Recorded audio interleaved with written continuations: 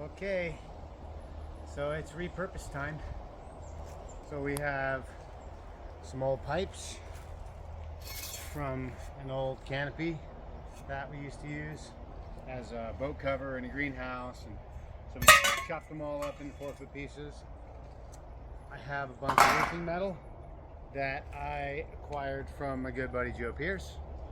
Gave me a whole stack of metal last year when I needed something to do the pavilion, and we still have a whole bunch left over, so I cut it in half, long ways with a circular saw. Just eyeglasses, make sure you're wearing, I'm terrible at wearing safety glasses. How many times I've been to the eye doctor to have things pulled out of my eyes, I can't even tell you. Not today though, because you wear your safety goggles. Glasses, like my buddy Alan told me to do. Wear your safety glasses. So I just used a saw and cut them in half long ways, but they were like that, and it's just a little too much for a raised bed. I don't want to have to use that much soil. So we pounded these into the ground. I got this idea from Josh Jamison when I visited his place, Cody Cove in Babson Park. He's got a whole bunch of beds made just like this, where he pounded the pipes in the ground for the outside support. And I'm going to come here to the inside. In fact, I just pounded this one down to the level I want. So I'm just gonna do like one screw in each one of them just to keep it in place.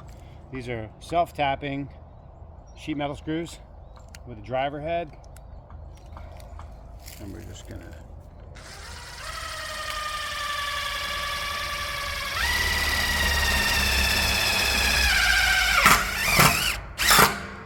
and that'll just keep that right there. The soil will keep the rest of it in place. I just want it to not go nowhere on the top. All that pressure from the outside will keep it there. So we have another one here, we got another one there. We're gonna overlap the metal, and I'll probably put another one. We'll put another one right here for support. We'll put another one right over here for support. This one will go on the inside. I did kind of like run it back and forth a little bit to get it to seed into the soil a little bit. We had some other plants here. We actually had a Glen mango right there that got completely smoked in this freeze. So we yanked it.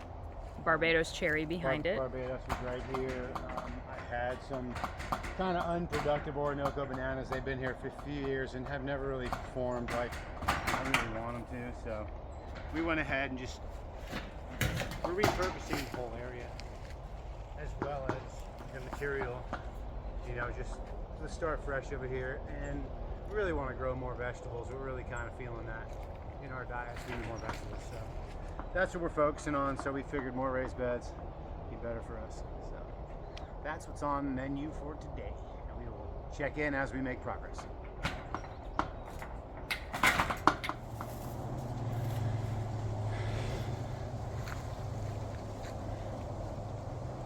You just posing?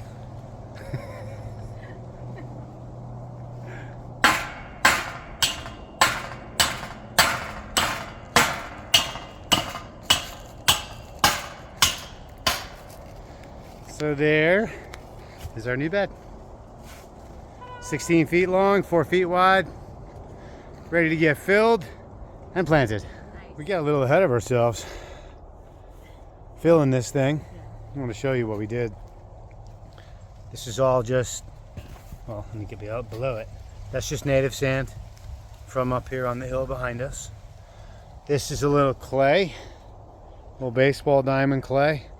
Helps with minerals and hold a little moisture up here on the surface. Learned that trick also from Josh Jamison. Thank you, Josh. This is exactly how he was filling his beds, and he just had some really, really great results.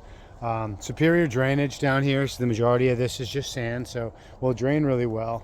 We'll get good oxygen down there in the root systems of all of these plants we put in here.